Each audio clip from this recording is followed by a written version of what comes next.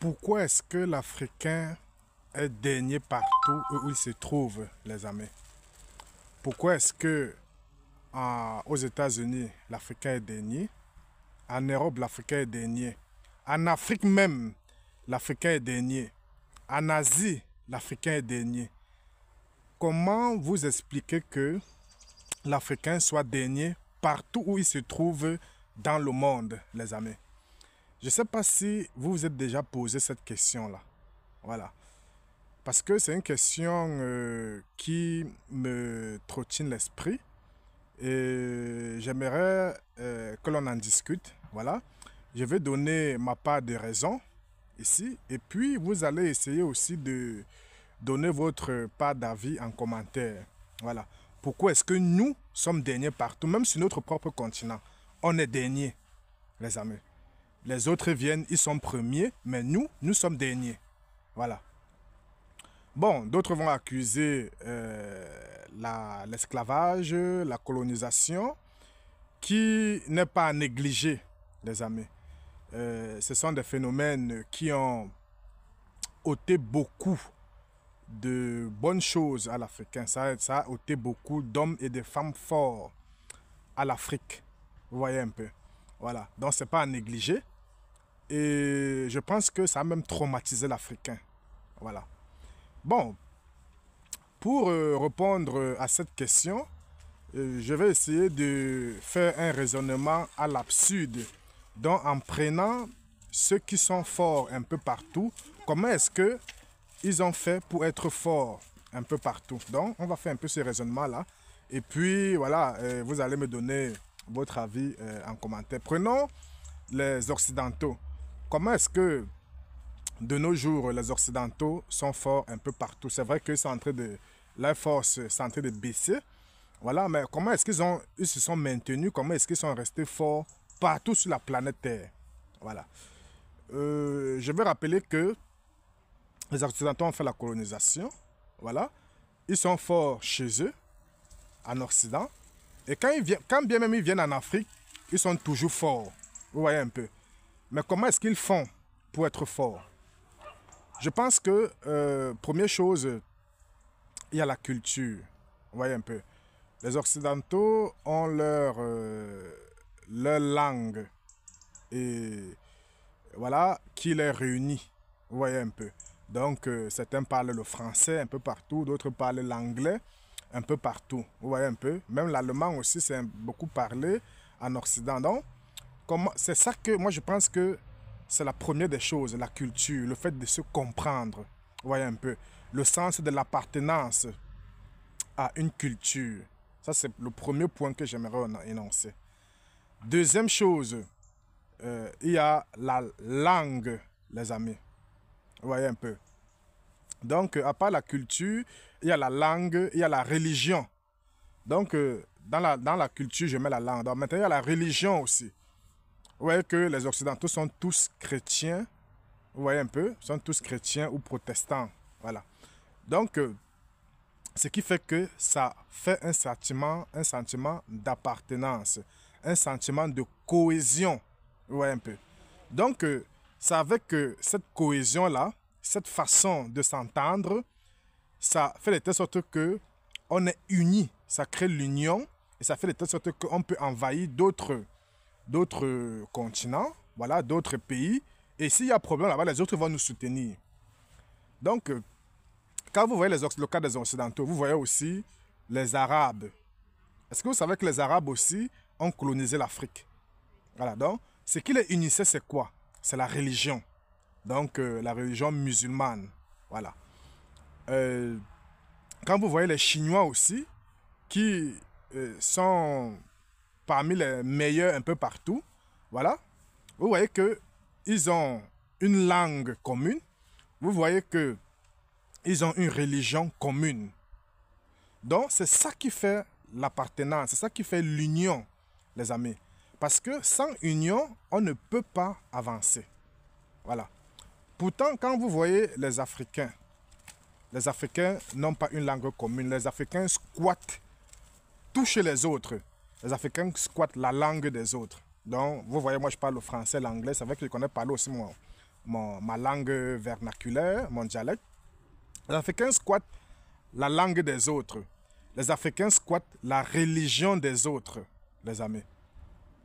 Et les Africains squattent même la peau des autres. Vous voyez que les Africains aujourd'hui se décapent. Donc se décaper, ça veut dire se dénaturer. C'est un sentiment de se régner et d'appartenir à l'autre. Voilà. Donc ce qui fait que l'Africain ne s'aime pas. L'Africain n'est pas uni. Donc cette union-là manque à l'Africain. C'est cette union-là qui fait de telle sorte que l'Africain, n'est pas fort dans son pays et ailleurs également. Parce que l'Africain est égoïste et individualiste. Donc c'est ça qui tue l'Africain. Pourtant, tout le reste agit en masse et en union. Vous voyez un peu. Même quand on dit que la France a colonisé l'Afrique, la France n'a pas colonisé l'Afrique seule, les amis. La France a colonisé l'Afrique avec l'aval des États-Unis, avec l'aval des Européens. Parce qu'il y avait la France de l'autre côté, il y avait l'Espagne de l'autre côté. Vous voyez que tous ces pays-là agissent en bloc. Même si ils parlent des langues différentes, mais ils ont une union qu'on appelle l'Union européenne où tout se décide pour, garantir les intérêts, pour, comment dire ça, pour lutter pour leurs intérêts. Vous voyez un peu. Vous voyez quand on voulait bombarder la Libye en 2011, comme ça, vous voyez que on a demandé l'aval de l'Italie. Il y avait des bombardiers qui étaient de l'Italie, le sud de l'Italie, pour bombarder l'Ukraine, pour bombarder la Libye autant pour moi, bien que Berlusconi n'était pas d'accord contre ça, puisque Berlusconi était le premier ministre italien, le président du conseil italien de cette époque-là. Voilà, on s'est foutu de lui et on est passé par force pour bombarder, se placer en Italie, au sud de l'Italie, pour bombarder la Libye. Donc vous voyez que quand il s'agit de défendre les intérêts, les Occidentaux sont unis parce qu'ils ont une langue, ils ont une culture, ils ont une même religion, les amis. L'Africain n'a pas ça. Parce que l'Africain sort de façon désorganisée. Vous voyez, l'Africain sort de façon désorganisée. Il sort pour son ventre, pour sa famille, pour s'enrichir seul. Et il ne s'enrichit pas. Donc le peu d'argent qu'il gagne, il pense d'abord à sa famille. Alors que les autres, comme vous voyez les Chinois, les Indiens, les Pakistanais et consorts, quand ils sortent en bloc, les amis. Ils sont tenus, ils sont soutenus. Ils se tiennent la main dans la main. Quand vous voyez un Chinois venir en Europe, il ne vient pas pour chercher le travail comme nous les Africains on fait. On commence par le bas niveau, on nous tracasse avec les papiers et pour finir on n'a rien. Donc il faut comprendre que l'Occident, c'est un pays d'immigration. Donc ça n'a pas besoin que les gens viennent s'enrichir en Occident. Donc, ça met des mécanismes sur pied pour vous détruire et pour vous déstabiliser. Donc, c'est à vous maintenant d'être unis et de contourner ces mécanismes-là. Donc, l'Africain n'est pas uni et c'est pour ça que l'Africain est broyé partout. L'Africain n'a pas sa religion, c'est très mauvais. Il y a aussi l'éducation africaine, l'éducation en Afrique. Ça cause beaucoup de problèmes parce que c'est une éducation au rabais. On passe tout le temps à te dire « Ah, l'Afrique ne vaut rien, l'Afrique est pauvre, les Africains sont pauvres. » Voilà, on te montre le bienfait de l'éducation de l'Occident. Oui, aux États-Unis, il y a ceci. En France, c'est bien. Voilà, on te parle de l'histoire de la France, l'histoire des États-Unis, l'histoire, voilà, de l'Italie. Tout ça travaille ton subconscient, tout ça travaille ton cerveau et te pousse à aimer l'Occident inconsciemment, les amis. C'est pour ça qu'il fait en sorte que l'Africain, dès qu'il grandit, veut directement sortir. Même les gouvernants africains n'aiment pas l'Afrique. Est-ce que vous voyez un peu ça? Même les gouvernants africains, vous voyez que les gouvernants africains viennent se soigner en Occident. Au lieu de faire l'hôpital, de construire les hôpitaux chez eux, voilà, que non, ils ne construisent pas. Ils viennent plutôt, ils font dépenser des sommes faramineuses pour venir se soigner en Occident. Ça veut dire que l'éducation a été mauvaise. C'est une éducation de destruction. C'est une éducation de haine pour se haïr, les amis. Et c'est pour cela que ça qui fait de telle sorte que ces dirigeants-là, voilà, sont capables de voler l'argent et de venir cacher en Occident. Et quand bien même un Africain s'est battu là, arrivé en Occident, les ambassades de son pays ne le soutiennent pas. Donc s'il fait même un document comme ça, là, et tout, il doit tout payer. S'il a un problème, l'ambassade de son pays ne lui demande rien. Vous voyez un peu. Alors que quand un Français a un problème en Afrique, l'ambassade de son pays demande les comptes. Même s'il est tort ou raison, voilà, l'ambassade de son pays intervient d'abord pour protéger son citoyen. Mais chez l'Africain, ce n'est pas le cas, les amis. Donc vous voyez que l'Africain se déteste, les amis. Et ça doit s'arrêter. On doit être unis. Donc, pour que l'Afrique soit forte partout, en conclusion, l'Afrique doit appartenir à une même langue, doit parler la même langue. L'Afrique doit avoir la même religion. Les Africains doivent avoir la même religion, les amis. Vous voyez un peu.